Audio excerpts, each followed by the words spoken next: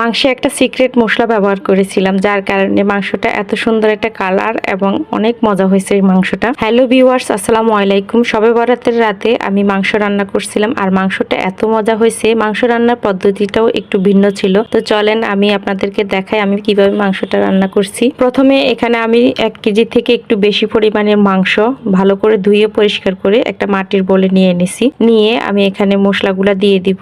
রসুন বাটা 2 চামচ, আদা বাটা 2 চামচ আর পরিমাণ মতো লবণ। এরপর বাকি মশলা যেমন হলুদের গুঁড়া, মরিচের গুঁড়া, ধনিয়ার গুঁড়া, জিরার গুঁড়া সবগুলাই 2 চামচ করে দিছি। শুধু মরিচের গুঁড়াটা 3 চামচ দিছি একটু বেশি পরিমাণে জাল জাল হওয়ার জন্য। আর সবগুলো মশলাকে আমি ভালো করে মেখে নিছি মাংসের সাথে।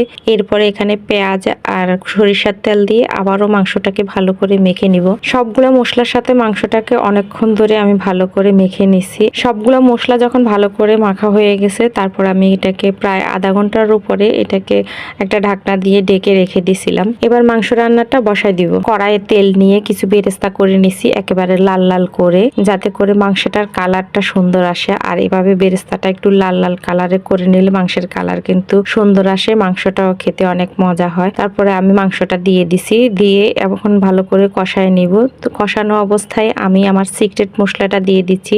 আসলে মশলাটা বাইরে থেকে আনানো, ছেলের আব্বু পাঠাইছে। এটা হচ্ছে গরম মশলার গুঁড়া। আর গরম মশলার গুঁড়া দিব, সেজন্য আমি এখানে গোটা মশলাগুলা দিই নাই। গরম মশলার গুঁড়াটা 2 চামচ দিয়ে দিছি। দিয়ে আমি এটাকে ভালো করে নেড়ে ছেড়ে এখন কষানো দিয়ে দিছি। আর কষানো থেকে দেখেন অনেকগুলা ঝোল বের হয়ে গেছে। আর মাংসটা এত সুন্দর ছিল, খুব অল্পতেই মাংসটা রান্না হয়ে গেছে। আর মাংসটা যখন একেবারে তেল উঠে গেছে, আমি মাংসটাকে নামিয়ে নিয়েছিলাম। আমার রান্নাটা কমপ্লিট। যদি কেউ মনে করেন যে এ পর্যায়ে এসে আলু দিবেন, তো আলু দিতে পারেন। আমিও কিন্তু লাস্টে অল্প কিছু পরিমাণে আলু দিছি। তো সবাই ভালো থাকবেন। আজকের মতো বিদায় নিচ্ছি। সবাইকে অনেক অনেক ধন্যবাদ। আল্লাহ হাফেজ।